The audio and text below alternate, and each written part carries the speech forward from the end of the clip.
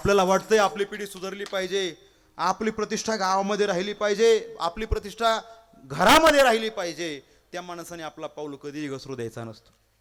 अहो अर्जुनाने एवढ्या शिव्या दिल्या, लाज वाटली पाहिजे तुम्हाला. घरातले मोठी व्यक्ती म्हणून घेता, जुगार खेळता. बरं जुगार खेळा नका. आजकालचे जुगारी कशावर खेळतात? पैशावर खेळतात. तुम्ही पैशावर खेळलात, राज्यपणाला लावलं. अहो आमचा हक्क आमच्यावर नसून आहे का? एवढा तुम्ही आमच्यावरती हक्क गाजवला, आम्हाला सुद्धा तुम्ही पणावर लावलं, आम्ही सुद्धा हारलोत. बरं इथपर्यंत ठीक होतं. आताचे जुगारी चांगलेत. काय पैशावर खेळतात, हवं तर प्रॉपर्टी लिहून देतात. बायको कोणी पणावर लावली का? आहे का आपल्या बेल्ल्या परिसरात कोणी बायको पणावर लावला? कोणीच नाही महाराज. अर्जुन म्हणला देवा तुम्हाला लाज वाटली पाहिजे. स्वतःला मोठं म्हणून घेतात, तुम्ही बायको पणावर लावली. बायको. आणि एवढ्या शिव्या दिल्या. अर्जुन थोडा शांत झाला. राग शांत झाल्याच्या नंतर एक 5-10 मिनिटानंतर अर्जुनाने परत शमशेर उपसली वरती हात केला. देव म्हणला अरे आता काय झालं? म्हणले काही नाही, माझ्या 2 प्रतिज्ञा होत्या. म्हणले काय? पहिली प्रतिज्ञा अशी होती माझी, माझ्या मोठ्या भावाचा जो कोणी अपमान करल, माझ्या धनुष्याचा जो कोणी अपमान करल मी त्याचा शिरच्छेद करल. आणि दुसरी प्रतिज्ञा अशी होती, जो कोणी माझ्या मोठ्या भावाचा अपमान करल ना मी त्याचाही शिरच्छेद करल. मग कोणी अपमान केलाय? गोविंद महाराजांनी. मी केलाय अपमान? कोणी केलाय? मग अर्जुनानेच केला. मग काय करतो? काय नाही म्हणले, मरतो मी आता. मरतो. काय करतो? कापतो म्हणला माझाच गळा. काय करू मग? आणि मग देव म्हणले अर्जुना आणखीन एक मधला मार्ग तुला सांगतो. सांगू का? सांगू ना? का जाऊ मधल्या मार्गे? मधला मार्ग सांगतो. आणि मग देवाने सांगितलं अर्जुना, एखाद्या माणसाला स्वतः जर काय मरायचं असेल ना, गळफास घेऊन, पेटून घेऊन, विहिरीमध्ये उडी मारून, अजून काय औषध घेऊन, अजून सांगा काय पर्याय असेल तर आम्हाला वापरायला कधी. म्हणजे कीर्तनामध्ये, रेल्वे पटरी खाली, आहे का नाही? याला मरणच म्हणतात, याला आत्महत्याच म्हणतात. परंतु जो व्यक्ती स्वतःच्या तोंडाने स्वतःचं वर्णन करतो ना, त्या व्यक्तीला आत्महत्या केल्याचं पाप लागतं. म्हणून माणसाने ही गोष्ट लक्षात ठेवा, स्वतःची स्तुती स्वतःच्या तोंडाने कधीही करायची नाही. मी काशीला गेलो, मी 4 धाम यात्रा केली, मी असं केलं, मी एवढं दान पुण्य केलं, मी एवढे कीर्तनाचे सौजन्य दिले, मी एवढा सप्ताह. अहो मेला बघता काय तुम्ही? मेला. सांगू अजून, मी किती भारी कीर्तनकार. माझ्यासारखा आवाज कोणाचाच नाही, आहे का नाही? माझ्यासारख्या तारखा कोणालाच नाही. मेला महाराज. लक्षात आलं तुमच्या?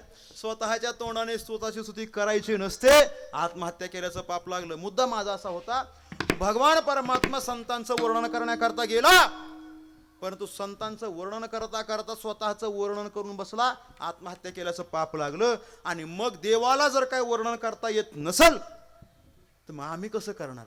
मग याच्याकरता संतांनी आपल्याला पर्याय सांगितले बघा. संतांचा नाममहिमा सांगितला, संतांचा गुणमहिमा सांगितला, संतांचा स्वरूप महिमा सांगितला, आणि संतांचा शक्ती महिमा सांगितला. मग संतांचा महिमा वर्णन करायच्या 4 प्रकारामध्ये संतांचा नाम महिमा सांगितला. काय संतांचा नाम महिमा? महाराज म्हणतात, जगद्गुरु तुकोबारायचं तुम्ही नामस्मरण करा, यम चळा कापतो. तुकाराम तुकाराम नाम घेता कापे यम, नाम घेता कापे यम, नाम घेता कापे यम. तुकाराम तुकाराम नाम घेता कापे यम, नाम घेता कापे यम, नाम घेता कापे. तुकाराम तुकाराम नाम घेता कापे यम, धन्य तुकोबाचा संत, धन्य केला हा पुरुषार्थ, धन्य तुकोबाचा संत, धन्य केला हा पुरुषार्थ. तुकाराम तुकाराम धन्य तुकोबाचा संत, धन्य केला हा पुरुषार्थ, धन्य केला हा पुरुषार्थ. तुकाराम नाम घेता कापियम. संत श्री एकनाथ महाराजांनी, माऊली ज्ञानेश्वर महाराज, निवृत्तीनाथ महाराज, सोपान काका, मुक्ताबाई यांचा नाम महिमा वर्णन केला आहे.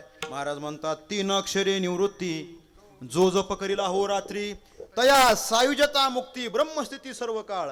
आणि मग पुढं म्हणतात 4 अक्षरे ज्ञानदेव.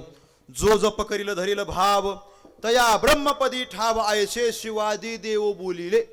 किती अक्षर सांगितले? 4 ज्ञानेश्वर किंवा ज्ञानदेव. या 4 अक्षराचा उच्चार पाप्यातल्या पाप्याने जरी केला त्याची सर्व पाप नाहीशी होऊन त्याला पुनीत अवस्था प्राप्त होते. पुण्यवंत बाबे, पुण्यवंत बाबे, पुण्यवंत बाबे, पुण्यवंत बाबे. घेता सजनाची नावे, घेता सजनाची नावे. निघ माझी वाचा तुझी, वाचा तुझी, माझी वाचा तुझी. सजनाची नावे, घेता सजनाची नावे. निघ माझी वाचा तुझी,